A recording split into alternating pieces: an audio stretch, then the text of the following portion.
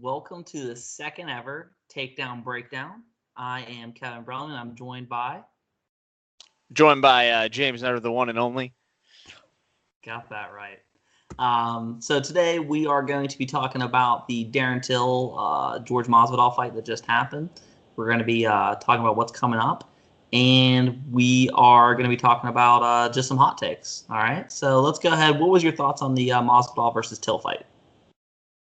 Going into it, I was pretty excited. I think it's the best fight they had so far this year that's actually happened. I don't mean the outcome. I mean outcome. I mean the booking of it. When I saw it on paper, I was like, that's the best fight so far this year, and it was. I thought it was fucking pretty goddamn good actually. I enjoyed Masvidal's opening kick to the dick. I thought that was a cool strategy. Then to get dropped by the first punch of the fight. Now I love Masvidal. I thought if he pushed forward that he would have a really good chance of beating Till. I thought if he sat against the cage, he probably wouldn't. First round, he came out aggressive, but started backing up after he got tagged a few times until kind of round one. And I was afraid that was going to keep happening. And then Masvidal kept piecing it together, and he kept pushing forward until was extending his hand so far. It was kind of interesting.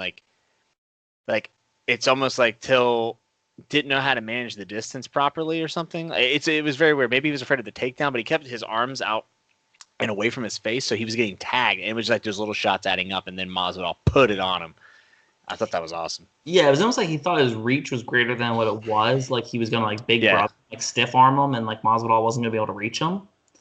But it was that fight was exactly what I thought it was going to be and what I thought it could have been. Yeah. So as soon as this fight opened up, I saw the odds, and I was like, "Oh my god, Masvidal's a 2-1 dog." And I'm not the very biggest Darren Till fan. I'm a pretty big George Masvidal fan. And I was like, you know what? I'm gonna put down some money on Masvidal. And then I was like, I started thinking about Masvidal has a clear track record of not caring at all and losing split decisions. This dude has lost more split decisions than the rest of the UFC roster put together. He's always in the fight, though. He's always in a fight. So I started watching some old fights on him, and for as good of a boxer he is, he has less than no head movement. He keeps his head straight, and honestly, so I was like, I'm worried that Till's gonna hit that, put a left on him, and he comes out, kicks him right in the balls, and then the first punch landed is a straight left that puts him down. I'm like, oh, I'm glad I didn't put money on him. And then what happened in the second round is exactly what I thought could have happened pro Masvidal. I thought it was a really fun fight, though. I did not think Masvidal could put him out cold the way he did. No, I thought TKO and flatlining somebody. He flatlined. I thought his key to victory was to make it a brawl, maybe get him on the ground and then start finishing him from there. I thought he could finish him on the feet, but I didn't think. I mean, that was honestly a horrendous knockout for Till. That's exactly it. I thought with Till being just monstrous, I was like, oh, Masvidal's normally in good shape. If he can push it with a little bit of pressure, or Till wears himself out, grinds up against him, maybe he starts to kind of piece it together and win rounds a little more and a little more, and then maybe get a finish. But dude, just put him cold. Yeah, I mean, I got asked by a friend before the fight who I said Masvidal, and I thought Till was the favorite. I knew gambling. I mean, but in my head, I was making Till the favorite. But I started thinking about the last few times we've seen these guys, and we know what Masvidal's about, right? He's violence. He's gonna usually push forward. If he doesn't, he loses. But he lost against Stephen Wonderboy Thompson, got outpointed. Okay, that happens to literally everybody. And then he survived Damian Maia on his back for what, 3 minutes? He literally I know Maia. Think about that. That's crazy. But he literally grappled Maia to a stalemate. Yes. Nobody does that. We're talking about the greatest jiu-jitsu player ever in MMA. I don't care what you have to say. He's the greatest jiu-jitsu player ever in MMA. Yeah, I would say at this moment, yeah, he's the best ever to do it. That means as soon as he gets you, as soon as it hits the ground, you're like, it is a wrap. Yeah. Just call it. Because the dude just gets your neck and strangles you. Yeah. And Jorge, like you said, put him in stalemate. So I thought about that, and I thought about how, if you really think about Darren Till, I know that in Muay Thai, kickboxing, he's honestly phenomenal. He's probably a modern day legend at this point. He had so many fights, won so many, right? But there's a difference between that and then being able to mix it up into MMA. And I think he does it well, but I don't think his MMA kickboxing like the integration of it into MMA, is as high as it is in pure Muay Thai, which is probably a pretty obvious statement. But I I just feel like he isn't putting it together perfectly yet. And when I thought about his big wins, like he beat up Donald Cerrone, which he might have had 30 pounds of Donald Cerrone. Sure. And honestly, Donald Cerrone 170 is like Donald Cerrone's over the hill. I like the dude. I will watch every one of his fights. But let's be honest, it was, in my opinion, it's not that huge of a win. That's like you belong in the UFC kind of win. Doesn't mean you're a champion. To me, like it legitimizes him as a really, really good fighter, which I'm not top saying. 10. I'm fine with top 10. But like, it's not like one of those ones where you beat the dude that's like if you beat a Jacare who's like constantly in title contention, then you're like, oh, okay, this dude needs a title shot. When Whitaker finished John running, you're like, okay, you're really good, got it. Yep. That's exactly how I feel. Like, and then he fought Woodley and he got embarrassed. I mean, he didn't land anything. And so I thought about that. I was like, man, I just feel like Masvidal, like, if you go by track records and you don't think about age or anything like that, and you just kind of look at what they do, like, I know what Masvidal is about, but I don't know if Darren Till knows his game yet. Like, obviously he's a striker, but what I mean by that is, like, I don't know if Darren Till has himself figured out yet. So I thought Masvidal would win, and I was pretty excited to see that he did. But you got to wonder what's going to happen to Darren Till now. Yeah. That knockout is going to change him. I mean, he was out for 4 minutes, they said. Yeah, it doesn't make sense for to see an Askren versus Till fight, which I know was kind of talked about, and I didn't really want to see that fight to start with. Nope. But I don't know. Maybe you see like a Till versus Leon Edwards or something like that, which doesn't get me super excited. But like that kind of makes sense. Edwards wins that one. Maybe he's one fight away from a title shot. Yeah, I'm not a big fan of Edwards though. Like I think maybe. I don't know. That's a hard one. I think Till would actually probably be a good fight. Like, I think they would have a decent fight, but Edwards seems to coast a lot, and I think now we might see Masvidal versus Edwards. Like, that whole backstage thing. No, I don't want to see it. I don't want to see it. I don't think Masvidal might have messed up. I know that he's, he put hands on because he said his hands were. I get that, but, like, now the natural booking progression of what people want to see is probably going to be him versus Leon, and I don't think it does him any favors. No, it honestly makes zero sense. I don't know. I would love to see Masvidal versus Usman. Like, I think that'd be sick. If not, then I think he's literally in a number one contenders matchup where whoever wins the next Masvidal fight, whether it's him, Woodley, or whatever, gets a shot at the the strap. But the Edwards fight just I'm tired of living in this current MMA climate where you talk some smack and you somehow jump the line. I know Conor McGregor kind of started this and but McGregor's a generational talent. He's once in a lifetime. Yeah. But Leon Edwards, who's that guy? I know he's winning. He has 12 wins in a row or something. Maybe 7. He's on fire. He's on fire. But Usman destroyed him. People say, oh, that was Usman's hardest fight, but it wasn't even close. I mean, Usman's dominated everybody. It's pretty insane. But Leon Edwards, he's a point fighter for the most part, and he kind of cruises. It's just not a guy. I just like to see him against more of a top 10 person before that. So I can't think of any. Ponzinibbio doesn't really make sense. I think he probably deserves a title shot before Masvidal. I'm seeing Ponzinibbio versus Masvidal for number one.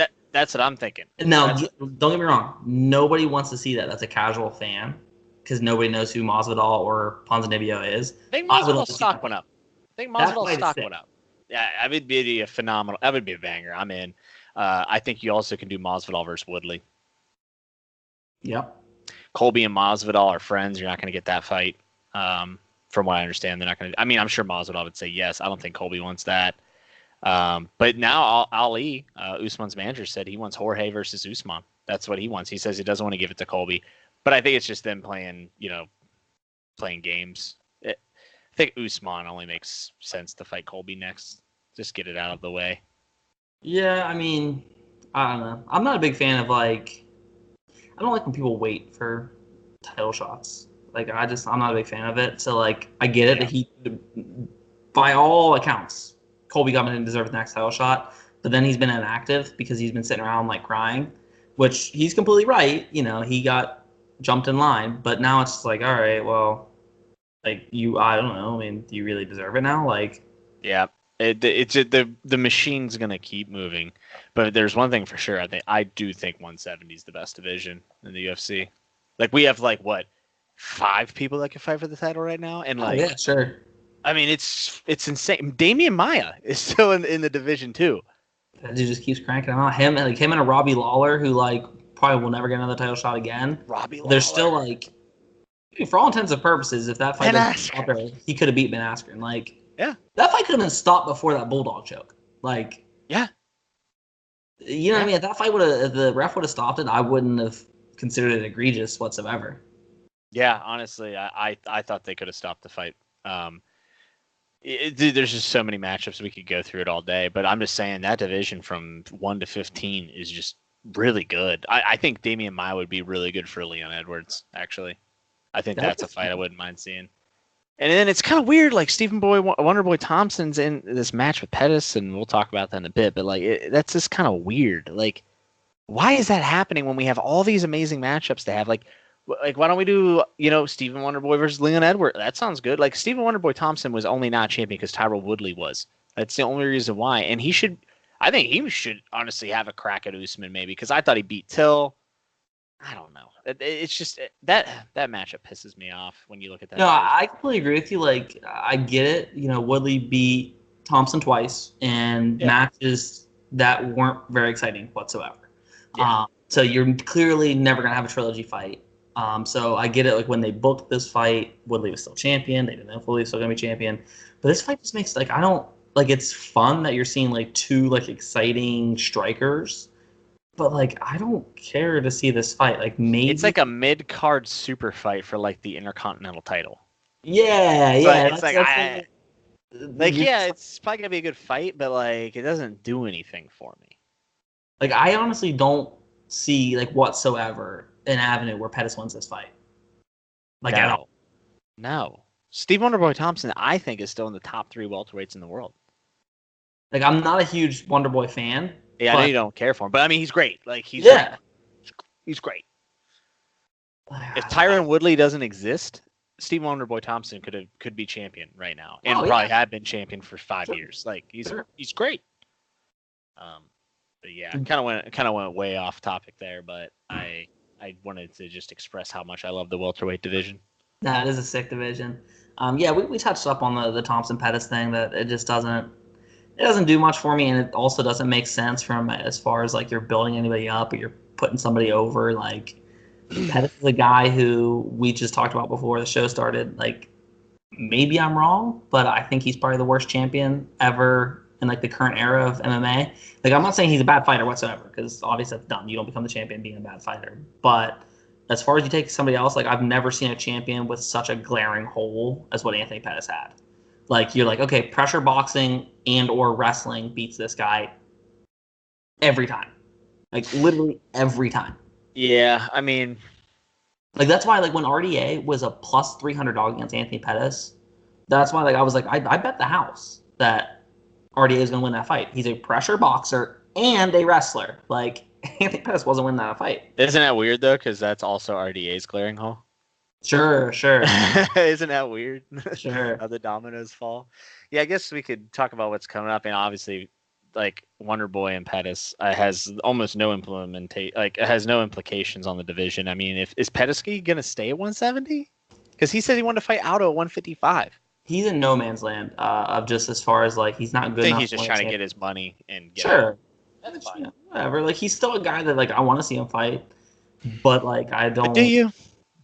Like, if he's on a call, I'm excited to see him, but, like, I don't ever see him in a title picture ever again. No. Like, he's not that guy where you're like, oh, he's like 2 fights away. Like, he's just a guy who's like, oh, he's like what they try to make BJ Penn, where you're like, oh, it's BJ Penn, but BJ Penn's like 65 years old, and he's getting like a senior citizen discount, and for some reason they keep booking him. That's kind of what Anthony Pettis is at a younger age, where they're just like, hey, and look, Pettis. And at his top was nowhere near BJ's top. Yeah, no doubt. I mean, just like, carry out his Wheaties box and, be like, hey, I was going on the cover of Wheaties, and we're like, oh, sick, okay, go ahead. And he loses another decision. Got it. Yeah. After that, though, is I'm so jacked for Edson Barbosa versus Justin Gaethje. Yeah, that whole card's actually, I think that's the one I was just talking about with you. I think that card's really good. Like that in the foreseeable future, that is what is that? UFC on ESPN2. They couldn't do much better as far as not booking, a big name like John Jones or Conor McGregor on TV for free. This is the best highlight they could give the UFC. Sure. From top to bottom. This whole card's good, and Edson Barboza versus Justin Gaethje is going to be absurd. Yeah, it's going to be an absolute war. Like, honestly, like that's just one of those fights where, like, even if the rest of this card sucked, like, I'm 100% tuning in to watch that fight because there's not a chance that fight's not going to be complete fireworks. Yeah, also honorable mention on this is the fact that Josh Emmett's fighting Michael Johnson. Which is always fun. It's going to be a banger. They're both dudes who just sling leather. If Michael Johnson loses and Justin Gaethje, I think Barboza gets it done, but, like, man, is there a guy that, like, doesn't utilize his skill set more than Justin Gaethje? It's like when Matt Hughes used to try to box. You know what I'm saying? I mean, but that's actually not fair because Matt Hughes sucks at boxing, and Justin Gaethje's actually a fucking stellar stand-up fighter. Yeah, I mean, well, I don't. It's tough to say Matt Hughes is bad at boxing, just for the simple fact, like, you had to ask his wife and brother that they felt the 1-2. Yikes. But no, I'm super pumped for that fight. And then after that card is Poirier versus Holloway and Israel versus Gastelum. And those two fights are worth the price of admission. The rest of the card, I'm whatever. Like, I'm not, I don't know. Yeah, 236 is a little interesting, right? It seems like they only book Israel and Gastelum on cards with, like, the co-main event and the main event being amazing, and then the rest of the cards, like Max Griffin's interesting, Wilson Reyes is cool, Eric Anders and Khalil Roundtree could be decent, probably not. I like OSP, actually. I think OSP. I do like the Kroloff versus OSP fight. Yeah, I think that's a good fight. It's one of those cards, like, I'm not going to miss it, but, like, I'm probably going to be texting for the first 3 fights. Sure. No, I mean, I'm going to watch it. I am, but Anthony Pettis is breaking in to murder you. I heard what you said. So we are going to get to a segment, 10 and 10, so it's a bunch of hot takes. Do you want to start it off with your first hot take? Yeah, so first hot take out of them all. Nate Diaz at 185 is the worst idea ever. Yeah. Unfortunately. But, all right, so I'm going to make a super duper counterpoint, and I'll let you continue why it's a bad idea. If you look at Nate and how he looked in his preparation to fight Dustin Poirier, he looked jacked. And I don't mean just cut up. I mean, he looked like he had put on some serious muscle and looked really good. So we don't know. We haven't seen the dude fight in 2 years. He might have put on – there's a total chance that he put on 10 pounds of muscle. Sure. I mean, so maybe Nate Diaz knows something that we don't. So – there's a line between not caring, like, hey, I'm not cutting weight. Because, like, I heard him say that with Donald Cerrone, like, I'm done cutting weight. All right, cool. Like, I'm fine with that. Worked out for Masvidal, yeah. Yeah, and you look at dudes like Donald Cerrone, he kind of revived his career by, for a few years, stopped cutting to 55. I'm fine with that. 185, okay, that seems a little steep. And just looking at the division, what possible matchup would you want to see Nate Diaz at 185? Like, Kevin Gastelum and him would be amazing. Okay, you're right. That would be a good one. But other than that fight, there is not even close to a matchup where I'm like, yeah, I really want to see Nate Diaz versus Jacare or Yoel or Weidman or just look at it. You got to look at his 170 round. I mean, he was undersized for then, So it's a bad idea. It's a real bad idea. Like, if he fought 170, I'm cool with that. Like, I don't have a problem with that. But just 185, like, the matchups aren't there, and it's just so far up. But so here's my first hot take: the Masvidal 3-piece with a soda is the best line of all time. Yep. Okay, I agree. We've heard a lot of MMA BS, talk, like the Wolf Tickets one, Snake Oil by Nick Diaz, Red Panty Night. Who the Touch Butt in the Park? Touch Butt in the Park is amazing too. It's pretty good. Dude, the way Masvidal just the first off, when he actually fought Leon Edwards, is just casual because his hands are behind his back. And like the way he's just like, hey, I walked up to him with my hands behind my back just to show, that's just I'm not looking to fight. And he comes up with his hands to him where I'm from. You don't do that. So I just served him up a 3-piece with a soda. The And casual glided out of there. that line is so amazing.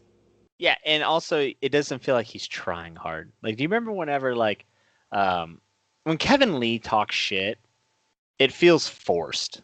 It's a dude who's watched pro wrestling tape, or even Chael Exactly. Sonnen. They're the guys who watch pro wrestling. Sonnen, that's the gimmick, right? Like, Sonnen's fine to sound pretty. Sure, but even when he first started, before you realized it was a shtick, it was the idea where you're like, okay, you're trying to sell tickets, or you're trying to get your name out there. Masvidal is a dude who will fight you in a supermarket, at a kid's birthday party. He used to fight in a parking lot. Have you seen those videos? Yeah. Like, he just did the 10-year challenge thing today, where 10 years ago he was street fighting. Yeah. And 10 years to today he was knocking out Till. Apparently he used to hang out Kimbo in backyard fights. I didn't know this. In Florida. Like, him and Kimbo were friends. How much that Masvidal doesn't care. Like, I haven't seen Masvidal since the last time he fought. And then, like, he was getting ready for the fight, and I saw that he looked like Jesus with his long hair. And I'm like, this is so George Masvidal that I can't even believe it. Like, he's just the dude who's just like, yeah, yes. If you had to give someone an honorary Diaz brother, like, knighting, he would be an honorary Diaz brother. And that's how you know someone's legitimate. He's old school. When the Diaz brothers go, every time they ask the Diaz brothers, who's the best boxer in MMA besides you two? George Masvidal. Mm-hmm. Like, that someone's like an OG when the Diaz brothers are like, all right, props. I honestly feel like Nick didn't take that fight because Nick honestly didn't want to fight. Not be like he's scared, but I mean, I don't think he had any interest in inflicting violence on him. I think he did it to BJ, and I don't. Apparently, he came out after the BJ fight. I guess there was some kind of like animosity there because of the camp or something. But like Nick basically said that he did not enjoy fighting BJ because he's cool with BJ and he respected BJ. And I get that. I totally get that. Okay, your next hot take. Barboza versus Gaethje, how we already said this, but is going to be awesome, and it'll probably be fight of the year. Oh yeah. Okay, so fight of the year. You remember back in the day when it was Kimbo versus Houston Alexander, and that fight absolutely sucked. And then we saw like a Ngannou versus Derek Lewis, and that fight absolutely sucked. I will bet the life of my firstborn child. I will bet my house. There is not a chance that this fight isn't going to be absolutely awesome. Like, these two have zero back down. It's going to come out immediate switch kicks from Barboza, and Justin Gaethje is just going to put his head down and just start swinging. Yeah, and Gaethje thinks he kicks hard. I think as soon as Barboza touches him with his shin, it's just going to be, maybe I should wrestle. Dude, there's nobody as quick twitch as Barboza. Dude, that's another dude, man. All right, we just talked about before like Masvidal lost too, right? He got outpointed, got out stalemated or whatever. Barboza lost to Kevin Lee, which that was Kevin Lee's best performance, and still almost got knocked the fuck out. By the way, did the stanky leg, and he got beat by fucking Khabib. Everyone's like, Barboza gatekeep. No, Barboza is world class. He actually has amazing takedown defense too. So if Gaethje were to want to take it to the ground, I honestly don't think he can. I think Barboza is gonna fuck him up. Like, I think it's gonna be bad. Yeah, Barboza is one of those dudes where, like, if I was an MMA fighter, I'd have absolutely zero interest in fighting that guy. I would literally never take that fight. I mean, I would take it. Maybe I'll be an accountant. I wouldn't even fight Phil Brooks, though, to be fair. All right. So my next hot take. I do not want to see Donald Cerrone versus Conor McGregor at all. No. Like, I couldn't care less about that fight because, one, Donald Cerrone's essentially washed. Mm-hmm. And, like, that fight doesn't, like, whether, McGregor's complaining that it's co-main and he doesn't want to sign it unless it's the main event. But, like, I like Donald Cerrone. I like Conor McGregor. Like, I like both of their fights. But that fight does nothing for me. Like, can Conor McGregor have one fight that's, like, makes sense in the whole schematics of, like, MMA being a sport? Like, I get it that it's mixed between a sports and entertainment, but it's the idea of, like, he doesn't fight a fight that makes sense. It's just randomized. It also just throws wrenches. Like 155 should be the best division. It's a great division, but there's so much bullshit in it right now. Like, the last thing I think we need is a McGregor versus Cerrone fight. With that said, I actually think it's an interesting fight. I could actually see Donald having a path to victory. I wouldn't pick him as my favorite by any means. I think he has a chance, but again, not really interested. I'd rather see Cerrone fight someone like Kevin Lee at 155, and I'd rather see Conor. I think Conor has to fight Max Holloway if Max beats Dustin. Sure. But another thing, you can't have it because at this point, right? If Max wins, Max is fighting Khabib, right? Mm-hmm. Now, if they tell Max, hey, listen, in July 4th, we're gonna do Conor versus you. I think he'll probably take that fight instead of fighting Khabib. I really think so. Yeah, sure. But McGregor can't just fight for like a number one. Like I think it makes sense in the fact that it's a fight Conor should win against Cerrone, and then that puts him back into the limelight of a title shot because your casual fan's gonna go, oh, Cowboy, you beat Cowboy, oh shit, and it'll probably be a pretty exciting fight. So like I think UFC wise to get Conor back to give a reason to not spit in the fans' face and just give Conor a rematch Khabib, I think it's a perfect setup fight.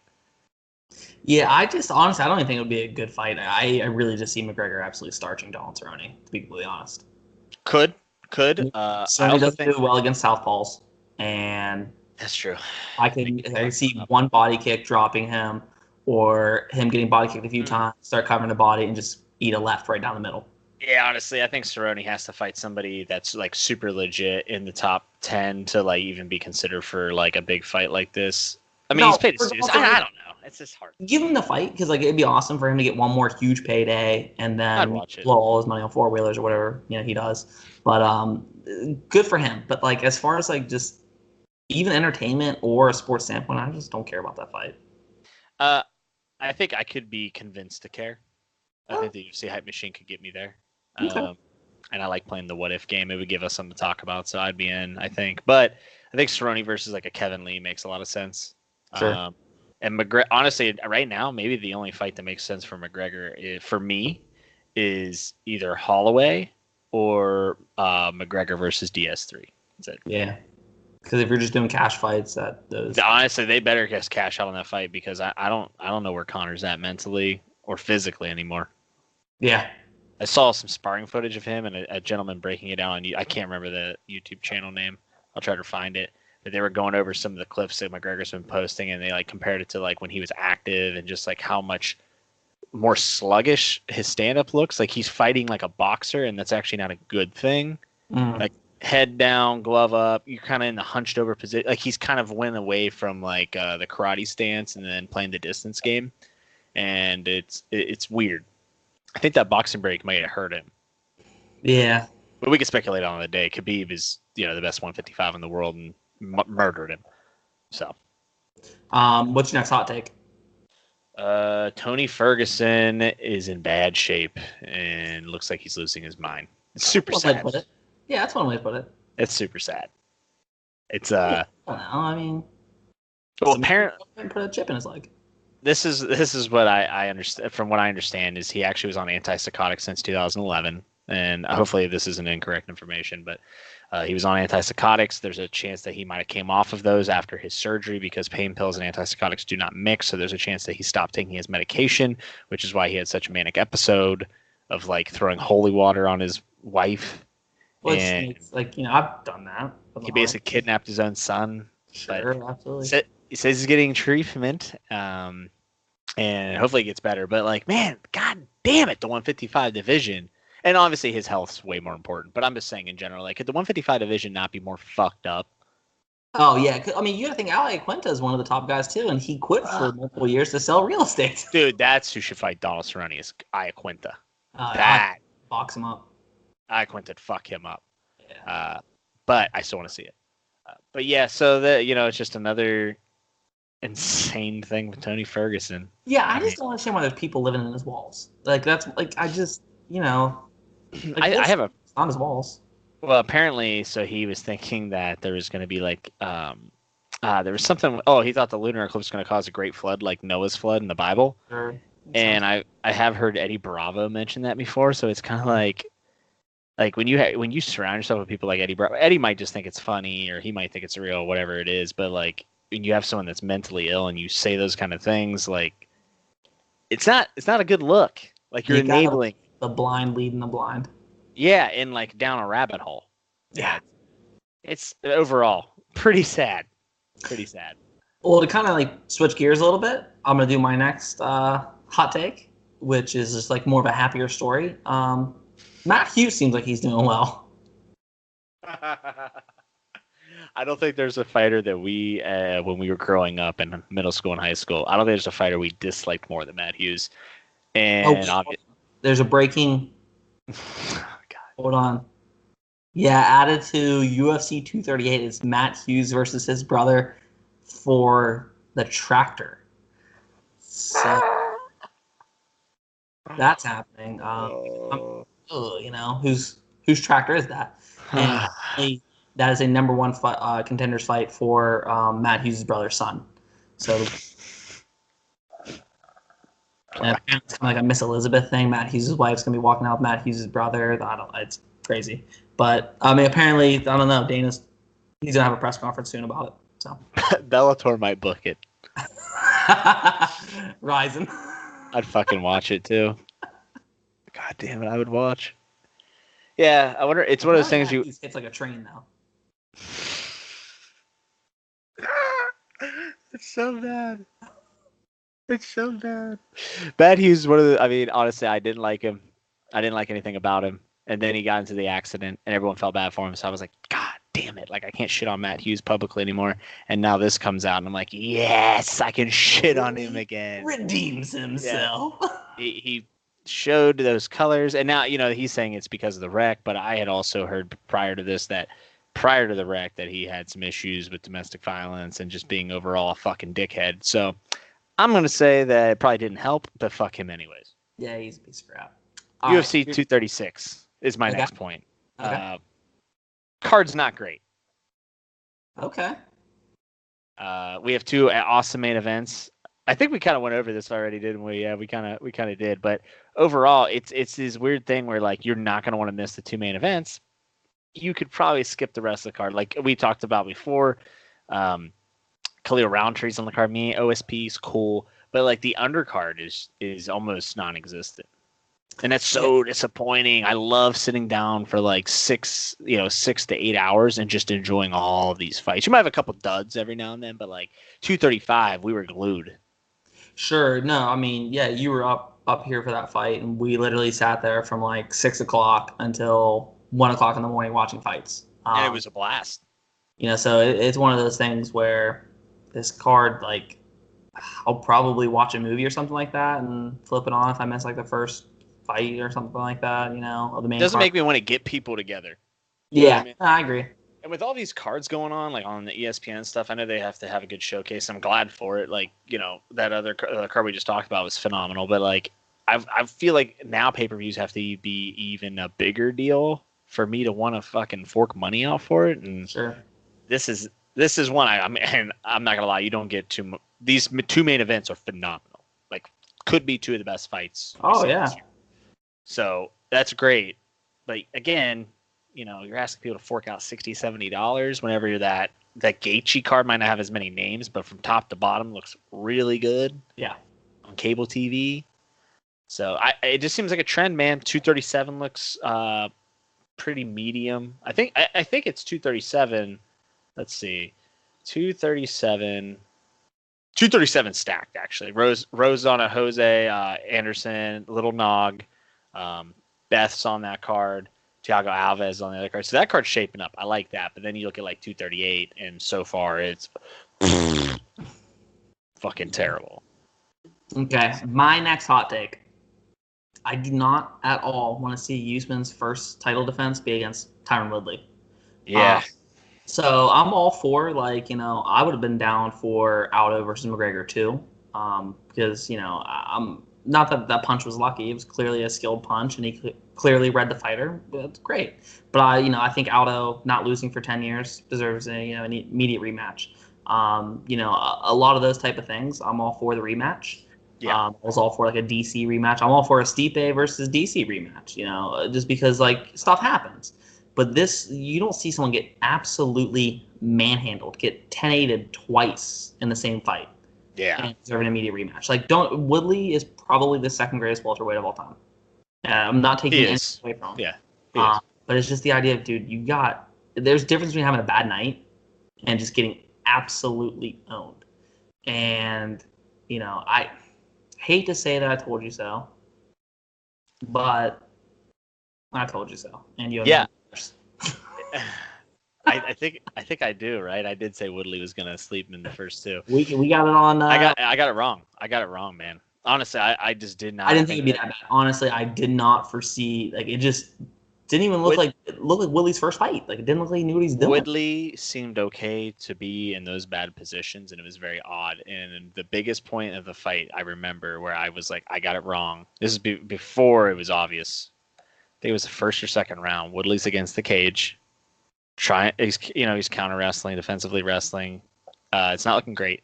Usman hit him, I think it was 38 times to the body unanswered against the cage. And I think it was like an ego thing, like, okay, I'll let you hit me in the body, doesn't matter. But like you could hear each one digging in a little more, and I was like, so when are you gonna move, Woodley? Like, that's kinda odd. Like, I don't care how big your ego is or how strong you are, like taking 38 shots to the body by a man of the skill of Kamaru Usman. I don't know. But Usman won me over as a fan too. I just thought overall all of his post-fight press, everything, I thought he was an excellent person. I don't know. I'm a huge Usman fan now. Yeah, I mean, I do respect. His game's not the most exciting, but hey, if you don't want me on top of you, get me off you. I was wrong. Honestly, I was just wrong. I would like to see him, evolve. Hopefully, he evolves and becomes a little bit more exciting and does. But honestly, what else could he have done? I mean, he just beat the fucking shit out of the second best welterweight in the world, and it was terrible.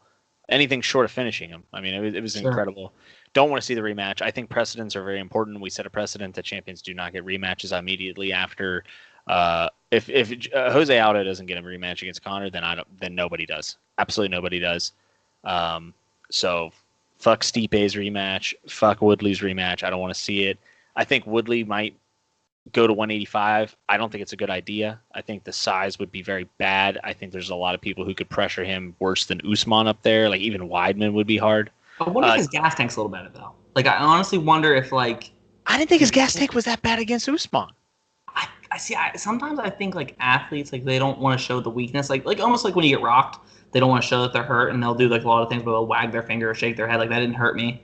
Yeah. Man, so I'm really glad you punched me in the chin. A mind game, like, I'm not tired, but, like, your actions show that you're tired. So I don't know. I mean, tired or apathetic, one of the two. With him, honestly, like, I hope Woodley gets, one more pretty big, cash fight, even if it's Nick Diaz comes back, which I don't think will happen, but he gets one more payday. Get out, man. You got other stuff going for you. He's a pretty good, analysis when he's on, like, the board before the card. Like, I like him doing that. He's a rapper now, which I haven't listened to any of his stuff. Terrible. So but, like, the dude's got other stuff going for him. Dude, don't get punched in the face for a living. Do something else. Yeah, it's just kind of weird, though, we're talking about this. Like, and it seems like that is the narrative, is, like, Woodley, maybe he's checked out or he's done. But, like, he hasn't said anything that would allude to that to me. So it's just weird. Like, he was the second best welterweight and looked unstoppable for how many years, and now we're like, he might go away. And it's just like, whoa, that's fucking weird. And he's 36, I think. I think he's turning 37. I think he just turned 37.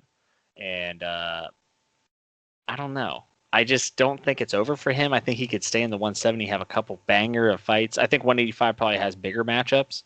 Woodley versus Yoel Romero would probably be my favorite fight ever. Oh my God. As long as Yoel lost. Dude, they could honestly stand there for 25 minutes and just flex, and I'd be like, impressive. This is good. This is good. Out hard. Yeah.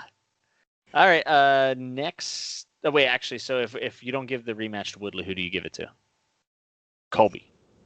Yeah, Colby makes the most makes sense. I would love to see Masvidal as a fan. But I think the Colby one, the fact that he was came to his open workout with a megaphone. I don't really Colby. I don't like Covington as a person. He's a troll, and like I think he's a. I don't know. It's whatever. Like, it doesn't do anything for me either way. It doesn't. He deserves it and all that stuff. I mean, I wish he was a little more active, but whatever. But I would love to. Now, Usman obviously was as good as everyone made him out to be. Do you think Colby is as good as everyone makes him out to be? I don't. So I did not think so. Him up. To me, what stuck out to me was Wooly Alvarez hitting him with a guillotine and choking him out. It was the same card as McGregor Aldo, I believe, because I had money on Wooly Alvarez. That's the only reason I remember that. But so that stuff kind of stuck out to me, where he wasn't like necessarily aware of his surroundings, but the way he dominated RDA, and like he broke him. Like it's not only like he beat him, but he broke him. And like I was like, there's no way he's gonna keep this pace. And the way he kept that pace. Oh, his cardio is great. Yeah, I was impressed. So that made me like think that okay, this dude's legit. I don't know. Him versus Usman. I don't know. It doesn't really get me that excited, to be completely honest with you. But it's two good fighters. But. Yeah, for sure. Yeah, I'm not sure. I'm not sure how good Colby is yet. Honestly, I'm not there with him yet, and I wasn't with Usman, but Usman showed me that I was wrong. So maybe Colby will do the same. Next hot take: John Jones' next fight should be at heavyweight versus Stipe. 100% agree. You look at the light heavyweight division and people who might challenge. I do want to see Thiago Santos versus him. Actually, I really do, because Thiago Santos doesn't give a shit. He'll definitely pressure him. He's definitely going to get in his face. He's going to start very hot, which John doesn't. At least anymore, it doesn't seem. So I could see an avenue for. I actually think Santos I think he'll be a same amount of dog as Anthony Smith, but probably a bigger dog, right? But I actually think Santos has a better shot, personally. But because if you're going to beat John Jones at this point, especially if you're like in light heavyweight division right now, and your name's not Alexander Gustafsson, like it has to be by knockout, right? Like you're going to have to knock him out, and I think Santos actually can. I didn't think Anthony Smith possessed the one-shot knockout power to do that. I think Santos does. With that said, don't want to see him fight anybody else in the heavyweight division. They could release everyone right now and be like, you got to move up or down, and I'd be fine with it. I don't give a shit. The only person I kind of want to see is Luke Rockhold, because I'm hoping that the weight cut is the reason why his chin sucks. Probably isn't, but I'm hoping. There's no reason for me not to hope that. John Jones versus Stipe makes sense. Not only is it a bigger challenge for John, but Stipe is a pretty good boxer, and John Jones has been known to. John Jones doesn't have the greatest boxing in the world, so I think Stipe's boxing is probably better. It's just an interesting fight because John Jones is probably the greatest of all time.